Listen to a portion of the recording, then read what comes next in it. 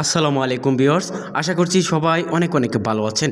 দেশ ও বিদেশ থেকে যারা আজকের এই নতুন আরেকটি ভিডিও আপনারা দেখছেন, আপনাদের সকলকেই জানাচ্ছি আন্তরিক অভিনন্দন ও শুভেচ্ছা। প্রিয় দর্শক, আজকের ভিডিওতে আপনাদেরকে জানিয়ে দেব শুরু হয়েছে বাড়ি বাড়ি গিয়ে নতুন ভোটার তালিকা হালনাগাদের কাজ। সেই ভোটার তালিকা হালনাগাদে কী কী কাগজপত্র লাগবে, আপনারা এই ভোটার তালিকায় কারা ভোটার হতে পারবেন এবং সেই ভোটার হওয়ার পর কতদিন পর আপনারা আইডি কার্ড পাবেন, সেই বিষয়ে আজকের ভিডিওতে বিস্তারিত জানিয়ে দেব।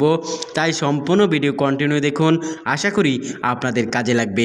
প্রিয় দর্শক, এখন আর দেরি না করে আপনাদেরকে নিয়ে যাব সরাসরি মূল ভিডিওতে। চলুন তাহলে দেখানো যাক। সম্মানিত ভিউয়ার্স, আপনারা অনেকে আছেন এখন পর্যন্ত নতুন ভোটার হতে পারেননি, যার ফলে আপনার জাতীয় পরিচয়পত্র এনআইডি কার্ড নাই। প্রিয় দর্শক, আপনারা নতুন ভোটার হতে পারবেন সেই বিষয়ে বাংলাদেশ নির্বাচন কমিশন থেকে একটি নোটিশ প্রকাশ করেছে যে চলতি মাসের 20শে জানুয়ারি থেকে আপনার একটানা 8 মাস আপনার বাড়ি বাড়ি গিয়ে নতুন ভোটার তালিকা হালনাগাদের কাজ শুরু করবেন।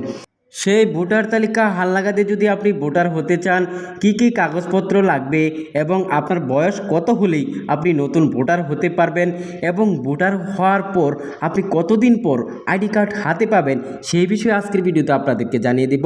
প্রিয় দর্শক, প্রথমেই আপনাদেরকে জানিয়ে দেব, আপনি যদি ভোটার হতে চান মাত্র 3টি কাগজ হলেই বাড়ি বাড়ি গিয়ে ভোটার হওয়ার সময় আপনি নতুন ভোটার তালিকা হালনাগাদে ভোটার হতে পারবেন। 1 নম্বর হচ্ছে আপনার অনলাইন 17 সংখ্যার ডিজিটাল জন্ম সনদ। সে জন্ম সনদ যদি অনলাইনে থাকে, সেটা যদি বাংলা ইংরেজি ভার্সনের হয়ে থাকে, তাহলে আপনি বাড়ি বাড়ি গিয়ে হালনাগাদের সময় ভোটার হতে পারবেন। 2 নম্বর হচ্ছে আপনার পিতামাতার জাতীয় পরিচয়পত্রের ফটোকপি। প্রিয় দর্শক, যাদের পিতামাতার জাতীয় পরিচয়পত্রের ফটোকপি রয়েছে, আপনারা পিতামাতার জাতীয় পরিচয়পত্রের ফটোকপি দিয়ে ভোটার হতে পারবেন। যাদের নাই, তারা প্রত্যয়নপত্র দিয়ে ভোটার হতে পারবেন। আরেকটি বিষয় হচ্ছে আপনার রক্তের গ্রুপ, অর্থাৎ ব্লাড গ্রুপের কাগজ। আপনি যদি ভোটার হওয়ার সময় একটি সদ্য পরীক্ষিত ব্লাড গ্রুপের কাগজ দেন, তাহলে আপনার রক্তের গ্রুপটা দিয়ে আপনি ভোটার হতে পারবেন। প্রিয় দর্শক, এখন বর্তমানে ব্লাড গ্রুপের কাগজ ছাড়া কিন্তু ভোটার হওয়া যায় না। অবশ্যই আপনি আপনার রক্তের গ্রুপ টেস্ট করে তারপরে একটি কাগজ সংগ্রহ করে রাখবেন। সেই রক্তের কাগজের মধ্যে আপনার ব্লাড গ্রুপ লেখা থাকবে। সেই রক্তের গ্রুপটা আপনি এনআইডি কার্ডে আপনি ফর্মের পূরণ করার সময় দিয়ে দিবেন। এই 3টি কাগজ থাকলে আপনি হালনাগাদে ভোটার হতে পারবেন। প্রিয় দর্শক, অনেকেই হয়তো আপনারা মনে করতে পারেন যে এই 3টি কাগজ দিয়ে আসলে কি ভোটার হওয়া যায় কিনা। 2022 সালে বাড়ি বাড়ি গিয়ে ভোটার হওয়ার সময় অনেকেরই দেখা গেছে শুধু জন্ম সনদ দিয়ে তখন ভোটার হয়েছিল এবং পিতামাতার আইডি কার্ড সাথে অনেকেরই দেওয়া হয়েছিল। যাদের নাই, তাদের প্রত্যয়নপত্র দিয়ে ভোটার করা হয়েছিল, রক্তের গ্রুপ ছাড়াই, আর কোনো কাগজ নেয়নি। তবে বর্তমানে 2025 সালে আপনার এই 3টে কাগজ অবশ্যই লাগবে। প্রিয় দর্শক, আরও যে কাগজগুলো আপনার থাকলে আপনি ভোটার হওয়ার সময় সংরক্ষণ করে রাখতে পারেন, সেই কাগজগুলো আমি বলে দিচ্ছি। সম্মানিত গাইস, আরেকটি বিষয় হচ্ছে যারা বিবাহিত নারী পুরুষ রয়েছেন, তাদের ম্যারেজ সার্টিফিকেট লাগতে পারে এবং নাগরিক সনদ এবং বাড়ির হোল্ডিং ট্যাক্সের কাগজ এবং বিদ্যুৎ বিলের কাগজ।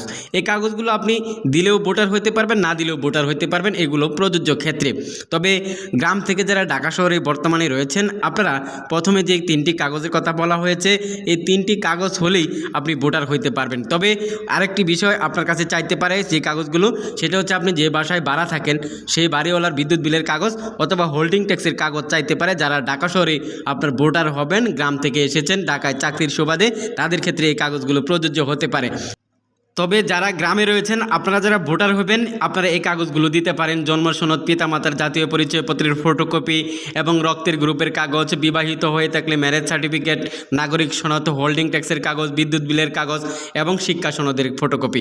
প্রিয় দর্শক, আরেকটি বিষয় হচ্ছে যারা লেখাপড়া করেছেন, আপনার শিক্ষা সনদের ফটোকপি দিলে সেই শিক্ষা সনদ অনুযায়ী অনলাইনে এনআইডি কার্ডে আপনার শিক্ষাগত যোগ্যতা তারা উল্লেখ করে দেবে। যদি শিক্ষাগত যোগ্যতা না থাকে, তাহলে আপনার শিক্ষাগত যোগ্যতার কাগজের কোনো প্রয়োজন নাই। প্রিয় দর্শক, তাহলে আজকে এখানেই শেষ করে পরিশেষে বলতে চাই, আপনারা যারা নতুন ভোটার হবেন, যদি আপনার কাছে এই কাগজগুলো থাকে তাহলে দেখাবেন। যেমন জন্ম সনদ, পিতামাতার ভোটার আইডি কার্ডের ফটোকপি, রক্তের গ্রুপের কাগজ, বিবাহিত হয়ে থাকলে ম্যারেজ সার্টিফিকেট, নাগরিক সনদ, হোল্ডিং ট্যাক্সের কাগজ, বিদ্যুৎ বিলের কাগজ এবং আপনার শিক্ষা সনদের কাগজ। এই কাগজগুলো দিলে আপনি ভোটার হতে পারবেন। যদি আপনার কাছে থাকে, না থাকলে আপনি প্রথমে যে 3টি কাগজের কথা বলেছি, সেই 3টি কাগজ দিয়ে ভোটার হতে পারবেন।